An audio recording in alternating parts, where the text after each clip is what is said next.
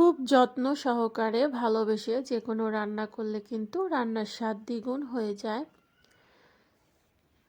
তো hello everyone, আসসালামু আলাইকুম। তো আজকে আমি আপনাদের সাথে একটি মাছের রেসিপি শেয়ার করছি। তো এটা হচ্ছে আমাদের দেশীয় সিলভার কাপ মাছ, আবার কেউ কেউ ব্রিকেটও বলে থাকেন, তবে ব্রিকেট আর সিলভারের মধ্যে পার্থক্য আছে। এটা সিলভার কাপ মাছ। এটা কিন্তু দেশের বাড়িতে যেগুলো চাষ হয়, মানে কোনো সার টার ছাড়া, সেটা খেতে কিন্তু খুবই ভালো লাগে, আর তেলটাও খুব ভালোই আছে এই মাছের মধ্যে।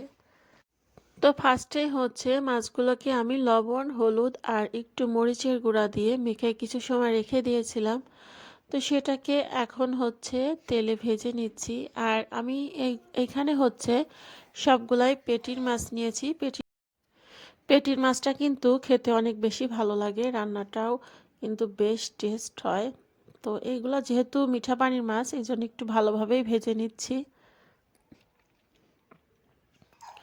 তো মাছটা আমার ভাজা হয়ে আসছে, এখন হচ্ছে তুলে নিচ্ছি। তো কীরকমভাবে ভাজছি আপনারা দেখেই নিশ্চয়ই বুঝতে পারছেন। তো এখন আর যেগুলো আছে সেগুলোও ভেজে নিব। একে একে সবগুলা মাছই আমি ভেজে নিচ্ছি।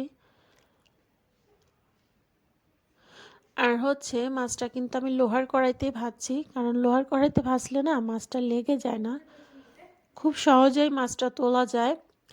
আর এইখানে হচ্ছে আমি তেলের মধ্যে শুধু মশলা ছাড়াই আলুটাকে একটু ভেজে নিচ্ছি। এভাবে আলু ভেজে রান্না করলে বেশি টেস্ট হয়। তো এটার মধ্যে না হালকা একটু লবণ আর হালকা একটু হলুদ দিয়ে ভাজলে পরে বেশ টেস্ট হয়। তো আলু ভাজা হয়ে গেছে। তো আলু ভাজার যে তেলটা আছে ওই তেলের মধ্যেই আমি কিছু পরিমাণ পেঁয়াজ কুচি দিয়ে দিচ্ছি। তেলটা কিন্তু দেখতে পারছেন আপনারা, একটু পড়ে নাই। আর দিয়েছি দুটো মরিচ ফালি করে। আর এইখানে দিয়েছি হচ্ছে জাস্ট একটু পেঁয়াজ আর ধনিয়ার গুঁড়োটাকে আমি একত্রে করে বেটে এর সাথে হচ্ছে মিক্সড করে নিয়েছি। দিয়ে দিচ্ছি পরিমাণ মতো লবণ,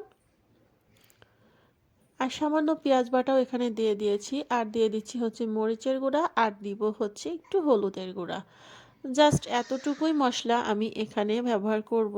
এখন একটু পানি দিয়ে মশলাটাকে আমি বেশ ভালোভাবে কিছু সময় ধরে কষিয়ে নিব, যেহেতু একটু গুঁড়া মশলা ব্যবহার করা হয়েছে এখানে। তো এই জন্য হচ্ছে পানি দিয়ে ভালোভাবে কষায় নিচ্ছি। তো মশলাটা কষানো আমার হয়ে গেছে। যখন দেখি যে একেবারে তেল উঠে আসছে, সে পর্যায়ে যে ভাজা আলুগুলা দিয়ে মশলার সাথে ভালোভাবে কষায় নিচ্ছি। খুবই অল্প পরিমাণে কিন্তু আমি আলু এখানে ব্যবহার করছি, মাছ যেহেতু অল্পই, 6-7 টুকরা না, মেবি 5 টুকরা। তো এই জন্য হচ্ছে এইখানে আলুটাও কম ব্যবহার করা হয়েছে, আর মানুষের পরিমাণও যেহেতু আমাদের কম, এই জন্য আর কি। তো অল্প পরিমাণে ঝোল দিয়েছি। তো ঝোলটা দিয়ে এখন হচ্ছে কিছু সময় ধরে জাল করে নিব। যেহেতু আলুটা ভাজা ছিল এই জন্য ঝোলের পরিমাণটা অল্প দিলে হবে কি, তরকারির টেস্টটা কিন্তু খুবই ভালো আসবে। তো কিছু সময় পর একটু এদিক সেদিক করে একটু নেড়ে দিচ্ছি। তরকারির টেস্টটা আসলে কি বলবো, অনেক ভালো আসছিল। তো এই যে এখানে হচ্ছে গরম মশলার গুঁড়া করে রাখি আমি সবসময়, জিরা, গরম মশলা আর দারচিনি লবঙ্গ একসাথে একটু ফাঁকি করে, মানে একটু ভেজে গুঁড়া করে রাখি। ফাঁকি বলতে তো একটু মানে গুঁড়া গুঁড়া থাকে, আর এটা একেবারে মিহি করে গুঁড়া করে রাখি আমি পাটায় বেটে।